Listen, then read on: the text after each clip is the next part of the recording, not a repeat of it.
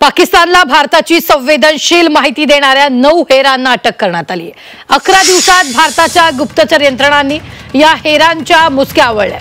तसंच प्रत्येक राज्यातील एटीएस आणि गुप्तचर यंत्रणांकडून अजूनही शोध मोहीम सुरूच आहे। पाहूया।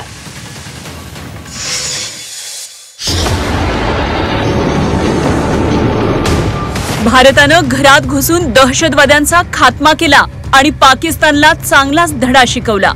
मात्र आता आपल्याच घरातल्या काही गद्दारांनाही धडा शिकवण्याची गरज आहे। त्यामुळे पाकड्यांच्या गुप्तहेरांना घेरण्याचं काम भारतीय गुप्तचर यंत्रणांनी सुरू केलंय। मागील 11 दिवसात भारतीय गुप्तचर यंत्रणेनं 7 पाकिस्तानी हेरांना अटक केली आहे। यात भारताची संवेदनशील माहिती पाकिस्तानला पुरवणाऱ्या ज्योती मल्होत्राला अटक करण्यात आली आहे। मात्र तिच्या संपर्कात असणाऱ्या यूट्यूबर प्रियांका सेनापतीला देखील अटक करण्यात आली आहे। ज्योती मल्होत्राला हरियाणाच्या हिसारमधून पकडलं। ज्योती मल्होत्राशी संबंध असल्यामुळे यूट्यूबर प्रियांका सेनापतीला देखील अटक करण्यात आली। यूपीमधून पाकिस्तानी आयएसआयचा एजंट शेहजादलाही अटक केली। पटियालामधून देवेंद्र सिंगला अटक करण्यात आली होती। अरमान नावाच्या एका तरुणाला देखील शनिवारी अटक झाली होती। गजाला नावाच्या एका 32 वर्षाच्या महिलेला देखील अटक करण्यात आली होती। यामीन मोहम्मद नावाच्या एका व्यक्तीच्या देखील शनिवारी मुसक्या आवळल्या होत्या।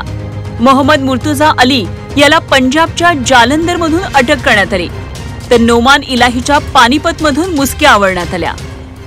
सीमेच्या आत असणाऱ्या घरभेद्यांना म्हणजेच ओव्हरग्राऊंड वर्कर्स, स्लीपर सेल्स, त्याचबरोबर पाकिस्तानसाठी काम करणाऱ्या गुप्तहेरांना वेळीच ओळखणं आणि त्यांचं नेटवर्क उद्ध्वस्त करणं हे अत्यंत आवश्यक आहे। आणि हेच ओळखून मागच्या 11 दिवसामध्ये 9 गुप्तहेरांना एक प्रकारे अटक करण्यामध्ये आणि त्यांना अटकाव करण्यामध्ये भारताला यश मिळालेलं आहे।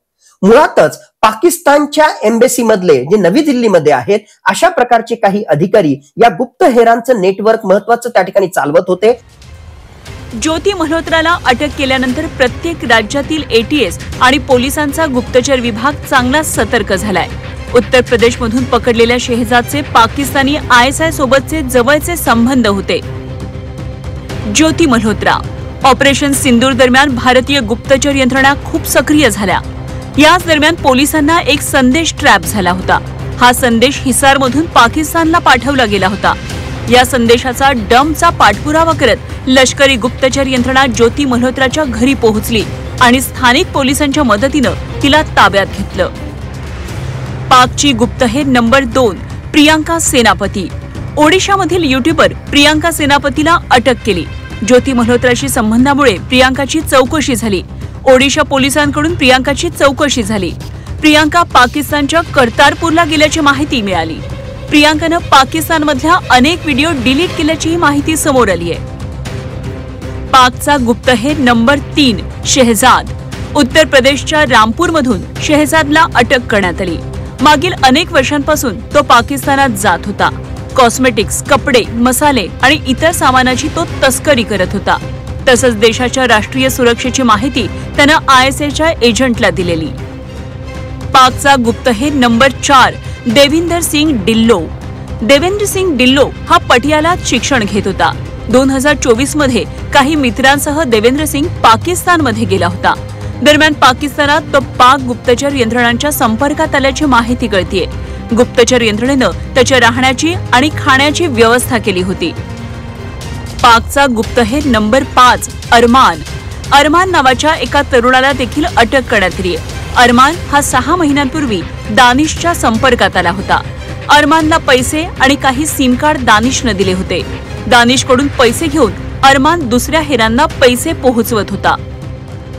पाकची गुप्तहेर नंबर 6 गजाला नावाच्या एका 32 वर्षीय मुस्लिम महिलेला देखील अटक करण्यात आली आहे। पाकिस्तानचा व्हिसा मिळवण्यासाठी गजाला दानिशला 4 महिन्यांपूर्वी भेटली होती। दानिशनं तिला लग्नाचा आमिष दिलं होतं। दरम्यान गजालाच्या माध्यमातून दानिश त्याच्या हेरांना पैसे पोहोचवत होता।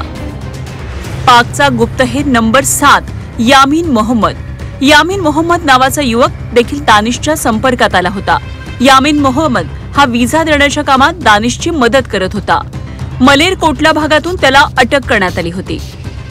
त्यानंतर पाकचा 8वा हेर मोहम्मद मुर्तजा अली याला पंजाबच्या जालंधरमधून अटक केली आणि पाकचा 9वा हेर नोमान इलाहीच्या पानिपत मधून गुप्तचर यंत्रणांनी मुसक्या आवळल्या। अशा पद्धतीनं मागील 11 दिवसात पाकिस्तानला भारतासंबंधीची माहिती पुरवणाऱ्या हेरांना भारतात अटक केली आहे। त्यामुळे भारताच्या गद्दारांवर कठोर कारवाई करण्याची मागणी आता देशभरातून करण्यात येतेय।